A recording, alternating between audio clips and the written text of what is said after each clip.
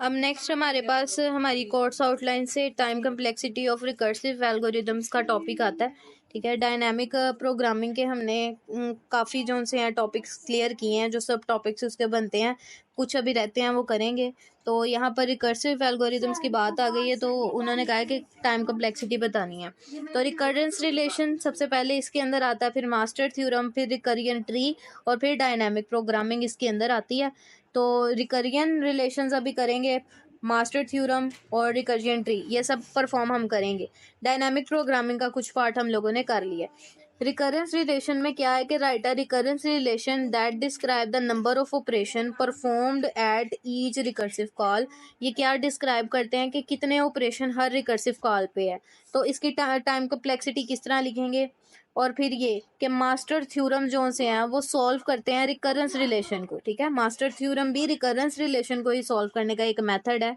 और इसके जो से हमारे पास क्वेश्चन है वो कुछ इस फॉर्म में आते हैं, जिसमें हमने ए और बी की वैल्यू फाइंड करके तो उसे सॉल्व करना होता है। उसके बाद एक रिकरियन जो रिलेशन है उन्हें सॉल्व करने का मेथड ये भी है, रिकरियन ट्री बना लेना। ठीक है, जैसे हम लोग अक्सर कहते हैं कि हमने डिवाइड किया, हम ज़्यादातर जो ग्राफ है उन्हें बनाने के लिए यही मेथड इस्तेमाल कर रहे होते हैं। तो अब देखते हैं इनकी टाइम कम्प्लेक्सिटीज़, जो कॉमन टाइम कम्प्लेक्सिटीज़ ज़्यादातर निकलती हैं एज अ रिजल्ट, यानी कि जो मर्जी एल्गोरिदम ले लो लेकिन उसकी जो टाइम कम्प्लेक्सिटी निकलती है उसमें सबसे पहले एक्सपोनेंशियल टाइम होता है। अब सबसे पहले एक्सपोनेंशियल टाइम है। एक्सपोनेंशियल टाइम क्या है हमारे पास, ये ऑफन इंडिकेट करता है इन एफिशिएंट एल्गोरिदम्स को। अगर कोई एल्गोरिदम इस टाइम को ले, यानी कि सॉल्व करने का ये टाइम ले रहा हो, इसका मतलब ये है कि बहुत ज़्यादा टाइम ले रहा है। उसके बाद हमारे पास आती है फैक्टोरियल टाइम कम्प्लेक्सिटी। इसका ये भी रिकर्सिव एल्गोरिदम है। आपको पता है फैक्टोरियल किस तरह फाइंड कर रहे होते हैं, हम 1 को मल्टीप्लाई कर रहे होते हैं 2 से, फिर उसके रिजल्ट को 3 से, फिर इनके रिजल्ट को आगे 4 से, और फिर इनके रिजल्ट को आगे 5 से। तो ये रिकर्सिवली सॉल्व हो रहे होते हैं और इनका जो टाइम होता है वो ऑर्डर ऑफ एन फैक्टोरियल होता है, क्योंकि 1 मल्टीप्लाई बाई 2 ये 2 का फैक्टोरियल है, 1 मल्टीप्लाई 2 मल्टीप्लाई 3 ये 3 का फैक्टोरियल है। फर्दर हमें 4 का फैक्टोरियल फाइंड करना होता है इन्हीं से। उसके बाद हमारे पास क्वाड्रेटिक टाइम आ जाता है, जिस तरह हमारे पास डबल फोर लूप होता है तो उसमें क्वाड्रेटिक टाइम आ जाता है। बाहर भी n नंबर ऑफ टाइम चलना होता है और अंदर भी n नंबर ऑफ टाइम एक जो हमारे पास स्टेटमेंट है उसने चलना होता है। तो टोटल कितना हो जाता है n into n square time उसने चलना है। तो ये यही कह रहे हैं कि नेस्टेड लूप जो उनसे हैं वो क्वाड्रेटिक टाइम कम्प्लेक्सिटी को शो करते हैं। उसके बाद order of n log n आ जाता है, जिसका मतलब क्या है, ये लोगाथमिक टाइम एक कम्प्लेक्सिटी है हमारे पास, जिसमें दो फंक्शंस जो से हैं वो सॉल्व हो रहे होते हैं। जैसे कि आपका मर्ज सॉर्ट है, उसके अंदर भी आप लोग यही काम परफॉर्म कर रहे होते हैं। तो यहाँ पर n log n की हमारी टाइम कम्प्लेक्सिटी आ जाती है। और बाज़ात ऐसे होते हैं कि आप सॉर्टिंग के साथ साथ सर्चिंग भी परफॉर्म कर रहे होते हैं। उसके बाद ऑर्डर ऑफ एन जो है आपके पास वो लीनियर टाइम कम्प्लेक्सिटी है, जो कि ये चीज़ शो कर रही है कि किस तरह से आप एक ही दफ़ा में अपना पूरा जो लूप है उसको कॉल कर रहे हैं और हर एलिमेंट उसमें इन्वॉल्व हो जाता है। जैसे कि आप लीनियर सर्च का कह सकते हैं कि आप हर एलिमेंट के साथ अपने टारगेटेड एलिमेंट को कंपेयर करते हैं ताकि आप फाइंड कर सकें अपनी की वैल्यू।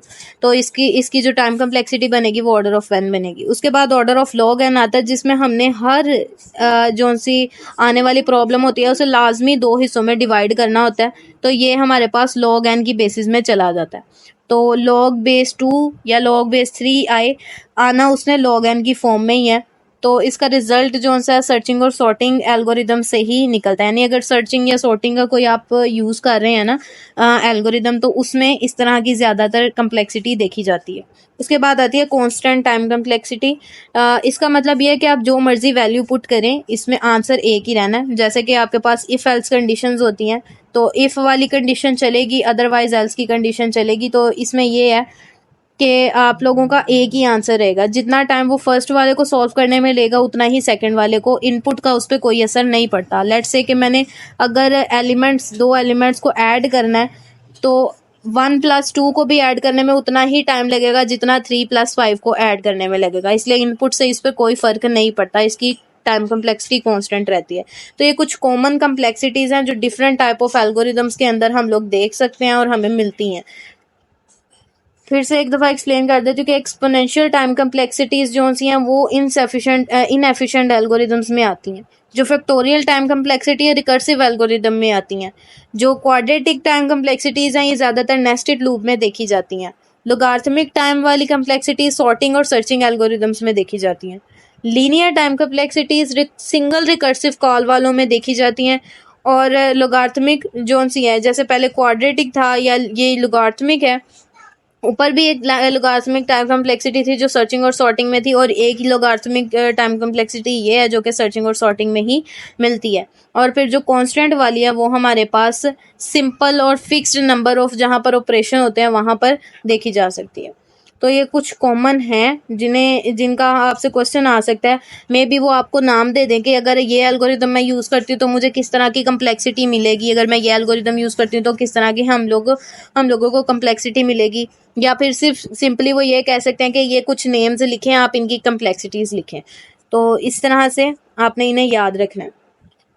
अब यहाँ पर मैंने कुछ रिकर्सिव एल्गोरिदम्स के नाम लिखे हैं। सबसे पहले आती है फिबोनाची सीरीज, सेकंड नंबर पर बाइनरी सर्च, थर्ड पर फैक्टोरियल, फोर्थ पर टावर ऑफ हनोई, फिर मर्ज सॉर्ट, फिर क्विक सॉर्ट, फिर डेप्थ फर्स्ट सर्च जिसमें आप ब्रेथ फर्स्ट सर्च भी ले सकते हैं, और उसके बाद रिकर्सिव बैक ट्रैकिंग और ट्री ट्रैवर्सल। हम लोगों ने इनमें से मर्ज सॉर्ट, क्विक सॉर्ट और बाइनरी सर्च देख लिया। फिबोनाची सीक्वेंस और फैक्टोरियल और टावर ऑफ हेनोई ये हमने प्रोग्रामिंग में पढ़े हुए हैं, इसलिए इनका भी कंसेप्ट आई होप आपको होगा। ठीक है, अब इनका काम क्या है, मैंने इनका नाम क्यों लिया, एक लास्ट पर ये ग्रेटेस्ट कॉमन डिवीजर वाला भी है। इनकी हम लोगों ने टाइम कम्प्लेक्सिटीज़ देखनी है कि अगर इनके नाम हमें वो दे दें तो हम किस तरह इनकी टाइम कम्प्लेक्सिटीज़ लिख सकते हैं।